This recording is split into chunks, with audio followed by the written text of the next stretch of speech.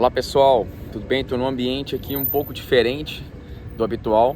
Eu estou no Vale do Silício, na Califórnia, Palo Alto, na Califórnia. Estou aqui numa imersão de inovação, empreendedorismo, e eu queria continuar a nossa série sobre a regulamentação da Lei 14.300. Falar hoje sobre a vedação da divisão de usinas.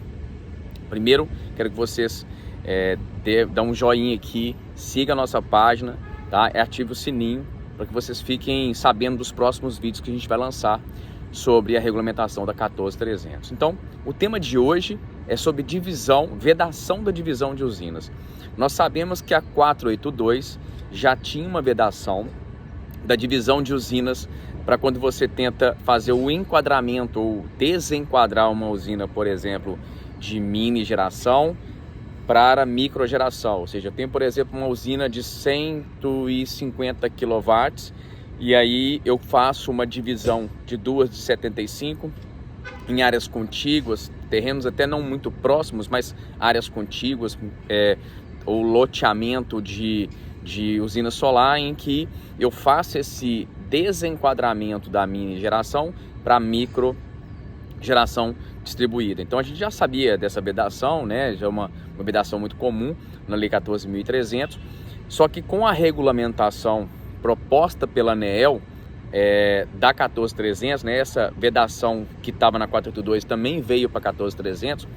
A ANEEL ela ampliou as hipóteses de vedação que ela entende que seja vedação de usinas. Então, além da vedação do enquadramento de micro e mini, ela também criou a vedação em relação a você fazer o desmembramento, fazer a divisão de usinas para não ter que pagar a garantia de fiel cumprimento. Então vamos lá, a gente sabe que a garantia de fiel cumprimento é um valor pago em dinheiro, é um calção. Para usinas acima de 500 kW você paga 2,5% e acima de 1.000 kW você vai pagar 5% do valor do investimento da usina. Esse é um outro vídeo que nós vamos falar sobre garantia de fiel cumprimento, mas basicamente é isso. Então o que a ANEEL está proibindo? Você tem uma usina de 500 kW e para você fugir, né, do pagamento da garantia de fiel cumprimento, você divide ela em duas usinas de 250, por exemplo, ou uma de 200, outra de 300. Veja que aqui não há um desenquadramento da mini geração, tá? Eu continuo sendo mini geração e eu posso fazer essa divisão, não é proibida pela legislação. E aí a gente tem a vedação agora dessa divisão com o intuito de não pagar a garantia de fiel cumprimento. Ou então eu pego, por exemplo, ao invés de fazer uma de 1.000 kW, eu faço duas de 500 kW. Isso não está na lei, a gente entende que inclusive essa regulamentação ela é ilegal, mas está lá na proposta da ANEEL. A outra vedação é de enquadramento, tentar você sair de algum enquadramento da regra de transição, tá? Então você tem a regra de transição da ANEEL para que você possa fazer seus projetos e ter o benefício até 2045. Alguma coisa que você fizer, tá? Para que você se enquadre na norma, na regra de transição, a ANEEL está vedando. Eu vou fazer um vídeo específico para isso, porque esse é um artigo da regulamentação muito extenso.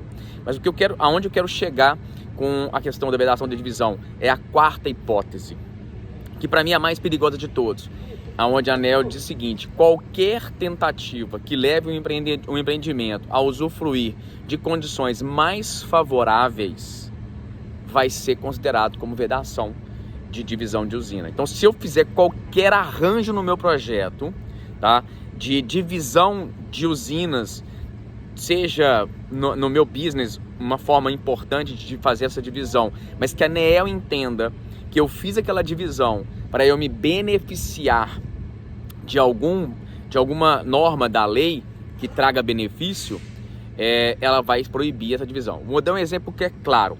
Eu quero fazer um projeto de 5 megas e aí eu vou ser conectado na alta tensão. Então eu faço a divisão de projetos de 2,5, que é muito comum, e aí eu sou conectado na média tensão. Esse tipo de divisão vai ser proibido, conforme a ANEEL está regulamentando. Por quê? Porque você fez essa divisão para se beneficiar, né, provavelmente de não ter que pagar um custo de obra de alta tensão, que seria muito maior num projeto de 2,5 MB.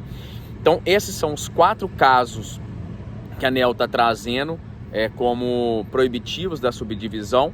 A gente precisa, na hora que sair a audiência pública para fazer os comentários sobre a regulamentação, é importante bater muito na tecla que a única que existe hoje na 14.300 é o enquadramento de mini e micro, e as outras 3 elas não estão previstas em lei, então não poderia vir num regulamento, teria que ter uma nova lei para incluir as 3 hipóteses, mas é importante a gente ficar sabendo quais são as pretensões da ANEEL para a regulamentação. Então espero que vocês tenham gostado desse vídeo. Mais uma vez, ative o sino, siga a gente aqui no canal para que vocês possam receber as informações, os novos vídeos que nós vamos fazer sobre a regulamentação. Obrigado, gente!